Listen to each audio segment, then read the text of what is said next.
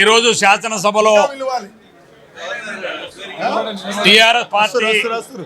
TRS party ప్రవర్తించినటువంటి తీరు నిజంగా తెలంగాణ ప్రజలంతా కూడా ఈ శాసనసభ వైపు చూస్తూ ఉన్నటువంటి సందర్భంలో ఈ బడ్జెట్ సమావేశంలో తెలంగాణ రాష్ట్ర ప్రజల యొక్క ఆకాంక్షలు నెరవేర్చడానికి ఈ రాష్ట్రం బడ్జెట్ ఉపయోగపడుతుందని, ప్రజా సమస్యలు పరిష్కారం అవుతాయని తెలంగాణ రాష్ట్రంలో ప్రజానీకమంతా కూడా ఎదురు చూస్తున్న సందర్భంలో బీఆర్ఎస్ పార్టీ శాసనసభ్యులు ప్రవర్తించిన తీరు ఒక ప్రతిపక్ష పార్టీగా, ప్రధాన ప్రతిపక్ష పార్టీగా మరి బాధ్యతగా వ్యవహరించవలసినటువంటి శాసనసభ్యులు ఇవాళ శాసనసభలో వ్యవహరించిన తీరు, గౌరవ ముఖ్యమంత్రి గారు మాట్లాడుతున్న సందర్భంలో ఎవరి పేరు ప్రస్తావించకుండా ఒక విషయంలో మాట్లాడుతున్న సందర్భంలో దాన్ని కావాలని ప్రొవోక్ చేసుకొని అది మహిళల పైన రెచ్చగొట్టే విధంగా ప్రవర్తించి ఇలా తెలంగాణ రాష్ట్ర ప్రజల యొక్క ఆకాంక్షను తుంగలో దొక్కుతుంది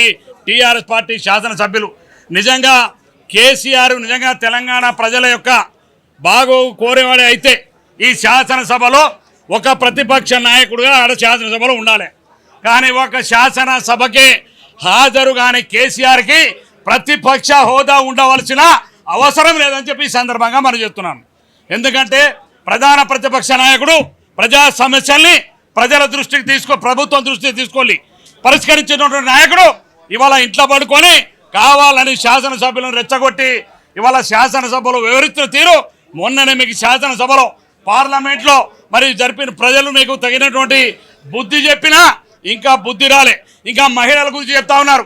ఏదైతే తెలంగాణ మొదటి ప్రతినిధి అయినటువంటి గవర్నర్ని మరి అవమానపరిచినటువంటి కేసీఆర్ బీఆర్ఎస్ పార్టీ చరిత్ర కాదా అని చెప్పి ఈ సందర్భంగా మనం చెప్తున్నాను. టీఆర్ఎస్ పార్టీ మహిళల గురించి మాట్లాడేటువంటి నైతిక హక్కు లేదు. ఆనాడు గవర్నర్ గారు ఎంతో గౌరవం ఉంటే గవర్నర్ పోస్టుని ఎంత అవమానం వేసిండో గవర్నర్ని ఆ తెలంగాణ రాష్ట్రంలో ఉన్న మహిళలు ప్రజలందరూ కూడా ఆనాడు చూసినారు.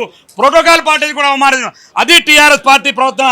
కానీ కాంగ్రెస్ పార్టీ ఆనాడు శాసనసభ్యులుగా ఉన్నటువంటి నాయకులుగా లేనటువంటి వాళ్ళని మహిళా సోదరిమణులుగా మేము ఆనాడు పాదయాత్ర ప్రారంభించకుండా చెవేళ్ల నుంచే ప్రారంభించినాం. ఆనాడు కాంగ్రెస్ పార్టీ సెంటిమెంటెడ్గా మహిళలంటే మా గౌరవం. ఆనాడు మా రాజశేఖర్ గారు కానీ ఈనాడు మా ముఖ్యమంత్రి రేవంత్ రెడ్డి గారు కానీ మహిళలకు ఉన్నటువంటి కాంగ్రెస్ పార్టీ కమిట్మెంట్ 10 సంవత్సరాలు మరి మంత్రులుగా శాసనసభ్యులుగా ఇచ్చి గౌరవించిన తర్వాత మీరు కాంగ్రెస్ పార్టీ బీఫామ్ మీద గెలిచి పార్టీ మారినటువంటి సందర్భం ఇది. పార్టీ మారి పదవులను పెంచి మీరు కానీ కాంగ్రెస్ పార్టీ ఎప్పుడు మనల్ని గౌరవించింది. గౌరవ ముఖ్యమంత్రి గారు ఈ శాసనసభలో గతంలో శాసనసభ్యులుగా కేసీఆర్ నడిపినటువంటి ప్రభుత్వాన్ని చూసినారు. శాసనసభలో ప్రతిపక్ష నాయకులకు కనీసం ఎక్కడ కూడా మాట్లాడేటువంటి అవకాశం ఇవ్వలే. కానీ ఇలా ప్రజాస్వామ్యయుతంగా ఇవాళ ప్రభుత్వం ప్రజా సమస్యల పరిష్కారం కావాలని ప్రతిపక్ష పార్టీలు వారి గొంతును వినిపించి ప్రభుత్వం దృష్టికి వచ్చినటువంటి సమస్యలను పరిష్కరించాలని ఒక గొప్ప ఆలోచనతోటి ఈనాడు ఈ ప్రభుత్వం ముందుకు వెళ్తే ఇలా ముఖ్యమంత్రిని అవమానించే విధంగా మరి ముఖ్యమంత్రిని ఇమేజ్ దెబ్బతీసే విధంగా ఈ రాష్ట్రం ప్రభుత్వం పైన వరుసపడినటువంటి మీకు ఇవాళ రేవంత్ రెడ్డి గారిని చూస్తే జీర్ణించుకోలేకపోతున్నారు. రేవంత్ రెడ్డి గారు ఎవరు దయదాక్షిణ్యంగా ఇలా ముఖ్యమంత్రి కాలే. తన కష్టార్జితం కాంగ్రెస్ పార్టీ నాయకుల కష్టార్జితం కార్యకర్తలు తెలంగాణ ప్రజలు గౌరవిస్తే ఇలా ఈ రాష్ట్రంలో ముఖ్యమంత్రి కూర్చున్నాడు.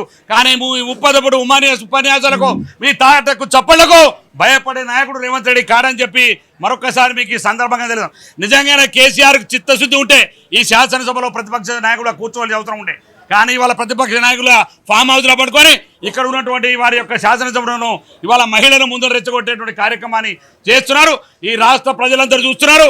మహిళలకు గౌరవీయని పార్టీ మీ పార్టీ. మహిళలకు మీరు ఎక్కడ కూడా ఆనాడు ప్రభుత్వంలో స్థానం ఇవ్వలే. కానీ కాంగ్రెస్ పార్టీ వల్ల మహిళలకు ఇలా మా నాయకురాలే దేశ నాయకురాలు మహిళా నాయకురాలు మా సోనియా గాంధీ గారు. కాబట్టి మహిళల గురించి మాట్లాడేటువంటి మీకు నైతికమైన హక్కు లేదు. తెలంగాణ ప్రజలు ఈరోజు మీకు 38 ఇచ్చిరు, 10 పోయినాయి, 28 మిగిలిరు. ఇక ఆఖరికి వచ్చేసరికి 10 మిగులుతారో వచ్చే ఎన్నికలు మీకు గుండుస్తున్నాం. మళ్ళీ పార్లమెంట్లో గుండుస్తున్న అలాగనే మళ్ళీ అసెంబ్లీ నాటికి ప్రతిపక్ష కూడా అవుతాడు. అందరికీ నమస్కారం. చలో.